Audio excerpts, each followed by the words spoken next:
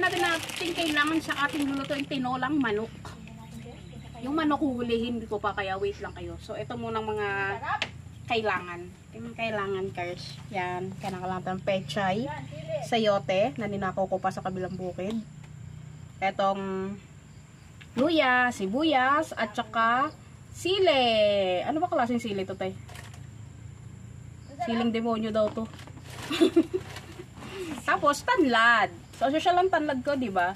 Ninakaw ko rin yan. So, yan, hati-hatiin muna natin siya, hiwa-hiwain muna natin yung ating mga ingredients habang nagsasaing tayo ng bigas. Aray!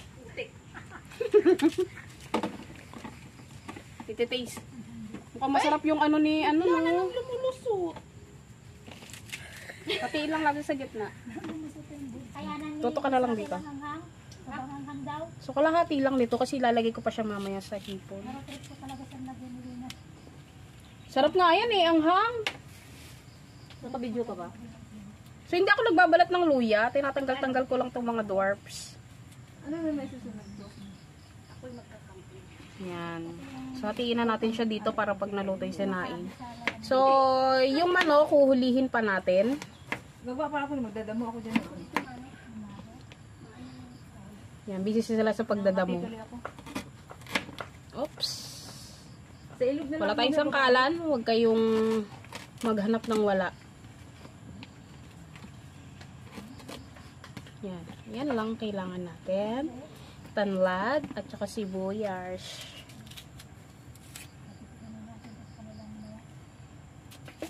So anytime yung mga langga maglalabasan na.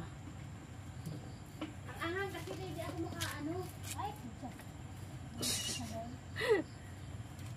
Kalahati lang ng sibuyas ang ilalagay natin. Putang ina, hirap na hirap magdiwa ah. Kaya pala eh, balik ko yung ano. Yan, kalahating sibuyas lang kasi gagamitin pa natin yung kalahati. Ganun tayo katipid.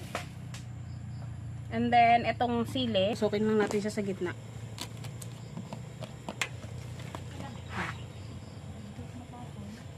Balatan natin sa yote.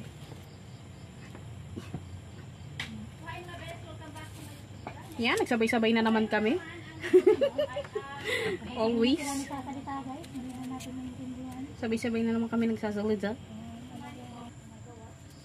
So, ang sayote, itong madagta ito eh.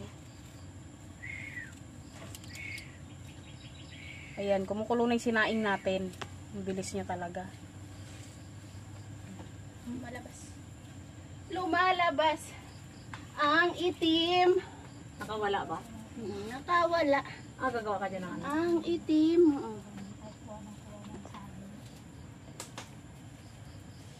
Kung maputi kasi kayo nakahanap ako. Ay, puta. Che, nandyan ba yung ano ko, pang tad-tad? Naiwan ko dyan? Wala. So, yan.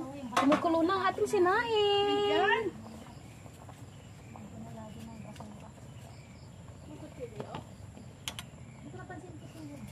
Kutsilyo? Ito, kutsilyo ko ah. Ay, gamit ko. Yung kutsilyo ko. Naniniwaan ko lang.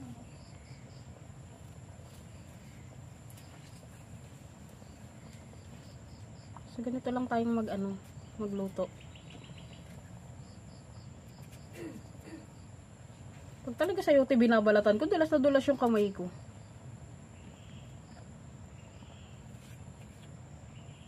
So, sa mga nagtatanong kung huhugasan ko to, hindi.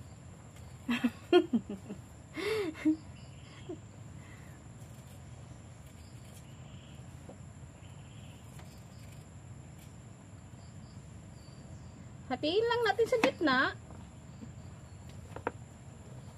Gitna lang. Tapos na yung niluto ko. Inilang na bilis. Pababa na ako. Bababa ka na. Nasa ka ba, G? Nasang floor ka ba? Nasa baba konti. Nasa taas konti. So, yung kalat natin, ilalagay natin sa basurahan. Pababa na ako dun sa may Inuuwi po namin yan. First floor. first floor kasi nasa second floor ako. Tatangking siya lahat ng first floor.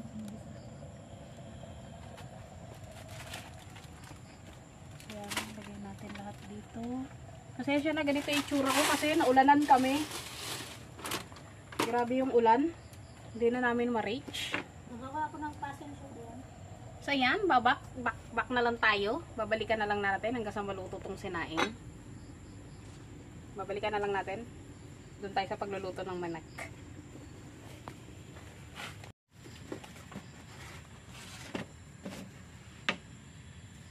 Tapos ilagay natin ang mantika. Ano naman itong mga kukuling? Yan, lagay natin, magigisa tayo ng luya.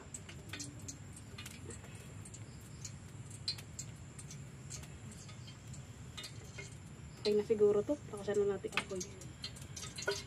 Ayan. So, pasensya na sa pa ako. Madumi kasi nga maputik. Maputik na naman. Hindi ko na inugasan yung sayote. Maputik. Sabay-sabay natin igisa ang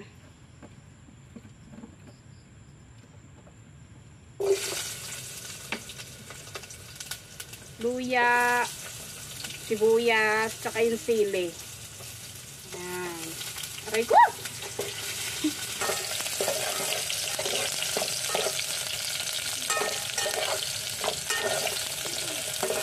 Ayan. Sinabay-sabay ko yung ano niya,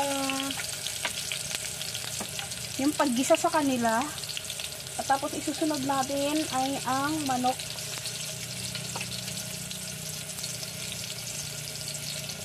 So, next natin yung manok. Ito, hindi ko na siya nahiwa. Ito na lang. Pwede na siguro to. Hindi na.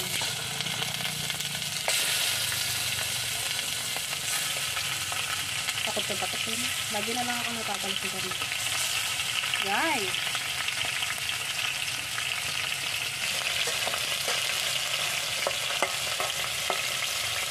Hindi niyan ako magtinola. Bago natin siya lagyan ng tubig.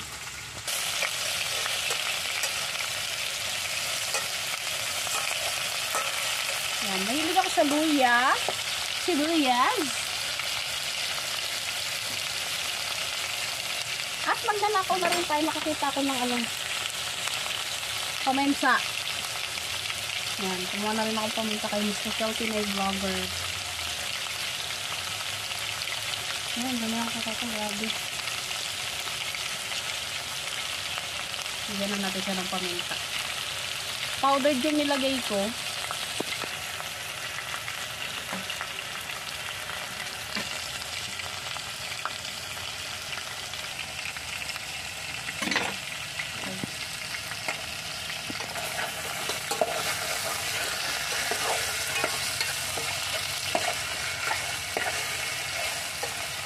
Tag-iisa po kami dito. Akin yung pinakamalaki. Then, lalagyan natin siya ng water.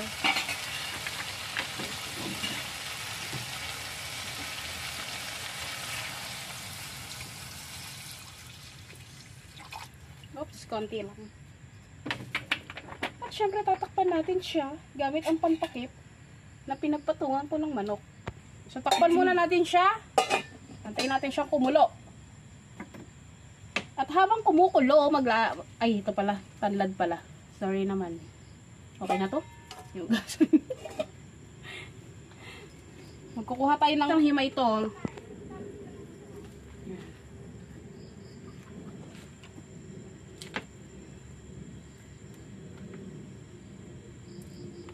Ay, grabe. Nakakaano. Nakakatamad siyang himayin.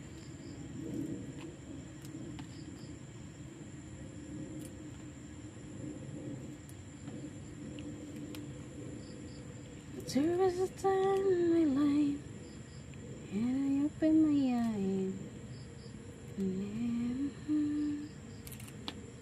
Oops, I did it again.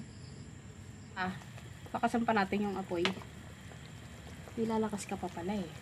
Ilagay natin tong sayote na hindi ko hinugasan. Diyan na siya mahuhugasan. Yarn. Gusto ko sa sayote yung tipong lulunukin mo na lang. Try lang. Ay, dala ba ni ate yung ano, asin? Yan na naman ako, si asin na naman ako eh. Si G may asin. Wala nga. Ayan. Ayun. Ayun pala, dami. Yan, nilagay natin yung sayote. Hintayin lang natin siyang madurog.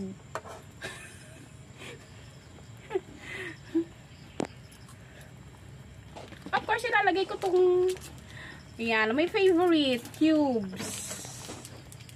Yan. Hindi ako gumagamit na ng mga magic syrup. Ito na lang yung ginagamit ko. Kasi lumalabas ang tunay na charot. Nag-endorse. Sa isang buong Nor cube ang ilalagay natin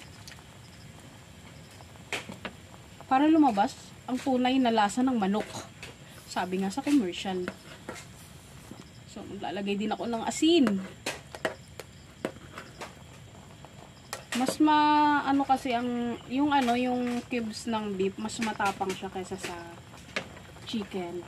So, kailangan natin maglagay ng asin. Ha, ang bango. Sabi ng cameraman ko, ang bangin. Takpan uli natin siya for 5 minutes, char.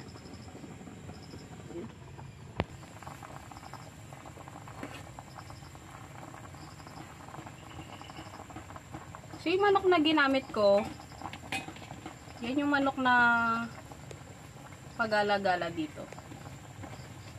Ewan ko kung kanina yung manok na yan.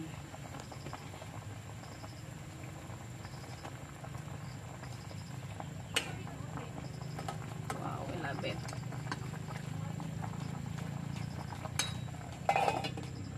So, yan. Antay lang tayo mga 10 minutes. For sure naluto yung gulay.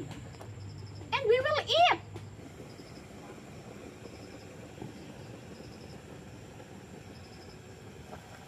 Ayan na siya. I think it's, ano na siya. Luto na siya. Diba? Shala, oh. Luto na to. Luto na to, no? Tignan nga natin.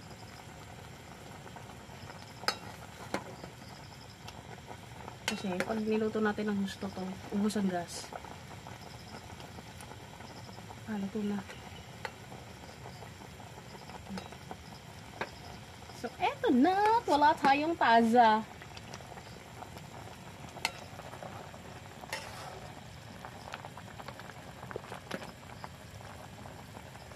Okay, luto na siya. Patayin na natin at kakain na tayo. Charn, ayan na. Sarap niya. So tara, let's eat. Let's eat, mga ka-chopa pits. Kuha muna ako ng kanin. Ayan. Ano sa akin? Ito na lang. Sarap ng sabaw niya.